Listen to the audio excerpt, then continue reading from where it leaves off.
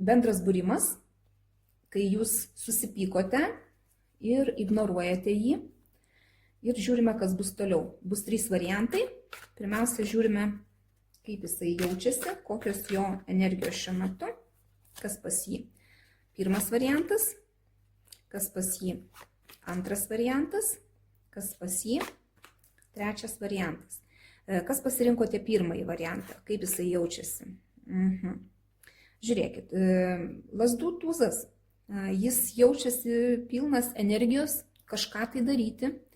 Galbūt bandymą darys kažkokį tai susitaikyti, o galbūt jisai tiesiog tvarkysi savo kažkokius tai reikalus ir pilnas energijos ir net jam ir visai vienodai, kad jūs jį ignoruojate. Gerai, toliau žiūrime, ką jisai darys, jei jūs ir toliau jį ignoruosite. Na, žiūrėkit, jisai pyks.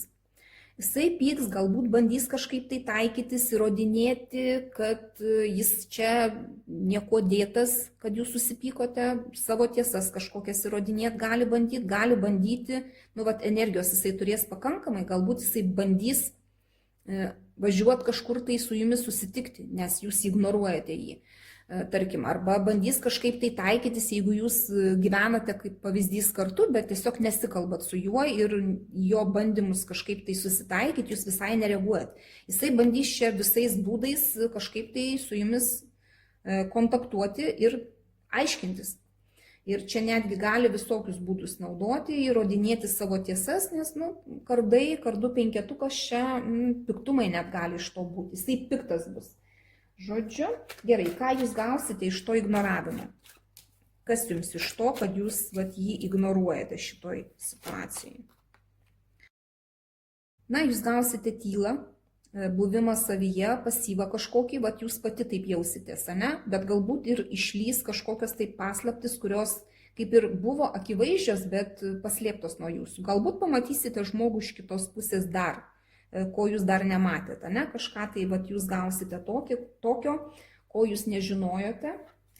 Gerai, ir patarimas jums, kaip jums elgtis. Ar toliau ignoruoti jį, ar kažką tai pačiai daryti. Koks bus patarimas jums? Na, žiūrėkit, iš tikrųjų tai kaip? Patarimas toks, kad išliūdėkit, čia neaišku, dėl ko jūs susipykote, ne? Bet turit išliūdėti tą pyktį, nes jeigu tylit, ignoruojate, tai jums kažkoks tai yra nepasitenkinimas, yra kažkoks galbūt skausmas yra dėl to, kad jūs taip susipykote, ne? Bet vis tiek tiesiog bandyti išklausyti jį, bandyti pasinaudoti galimybėmis kažkokiomis suteiktomis, paklausyti, ką jisai sako ir paskui tik tai priimti sprendimą. Reikia jums čia ar toliau būti tokioj būsenoj, kai jums liūdna ir toliau liūdėti, ar vis dėlto kažkaip tai priimti kažkokius tai sprendimus ir išeiti iš tos būsenos nekalbėjimo, ignoravimo, ir susidėti reikia taškus ant į vis dėlto. Taip, kas pasirinkote antrąjį variantą, kas pas jį dabar šiuo metu? Taurės septintukas, kaip jisai jaučiasi? Na, jisai kaip ir jaučiasi, kaip su rožiniais akiniais ant nosies. Jam toks susidaro įspūdis, kad jisai turi daug pasirinkimų, jisai gali čia rinktis ir čia, ir ten, ir dar kažkur tai, ir jisai čia, negaliu pasakyti, kad jisai blogai jaučiasi dėl to, kad jūs tylite ir ignoruojate jį. Gerai, ką jisai darys, jeigu jūs ir toliau ignoruosite jį? Kokie jo veiksmai bus?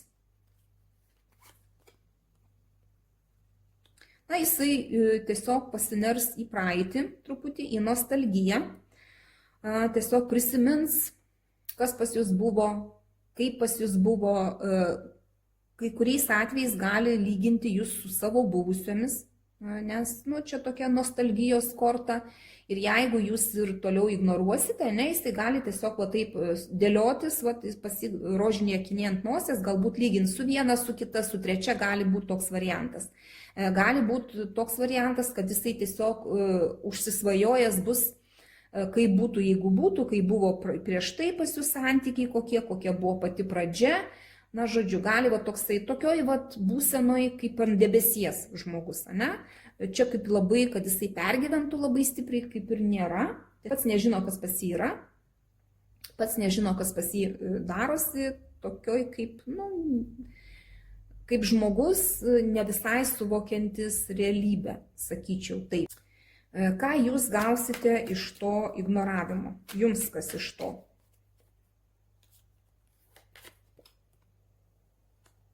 Na, jums irgi žvaigždės arkanas krenta.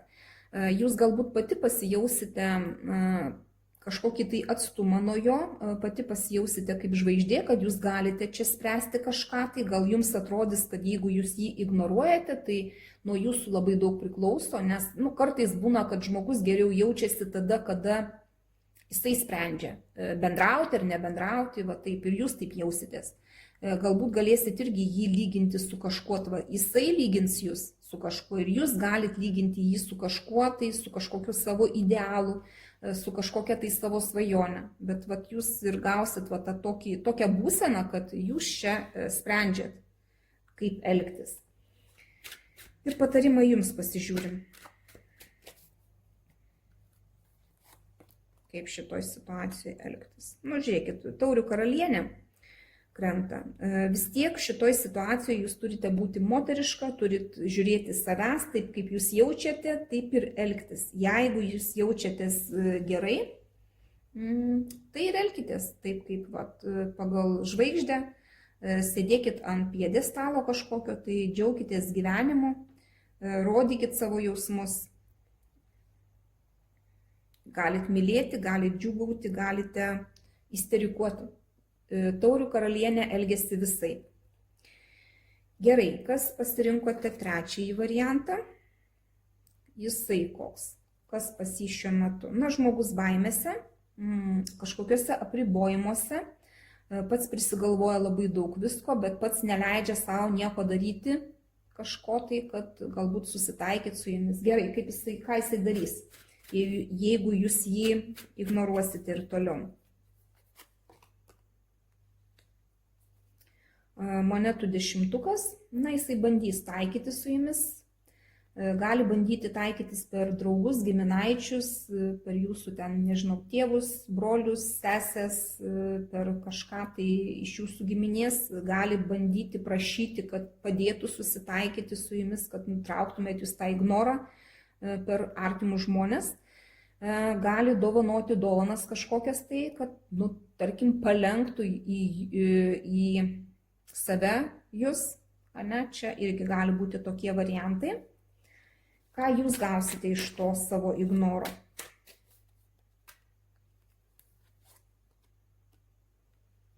Jūs gausite energijos pliūpsnį, lėkimą, kad jis pas jūs atlėks, su energija, su pasiūlymais atvažiuos, galbūt kažką tai tokio padarys, ko prieš tai nebuvo. Ir patarimas jums, kaip elgtis, ką jums daryti.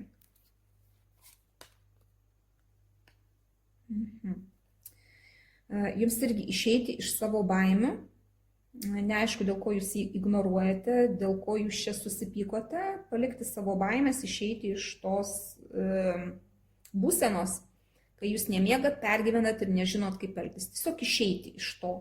Dabar jūs ignoruojate jį, nes galbūt pati nežinote, kaip jums reikia elgtis, ką daryti. Tai va. Tokie buvo variantai šį kartą tiek. Dėkoju už jūsų laiką, širdutes ir iki sekančio karto.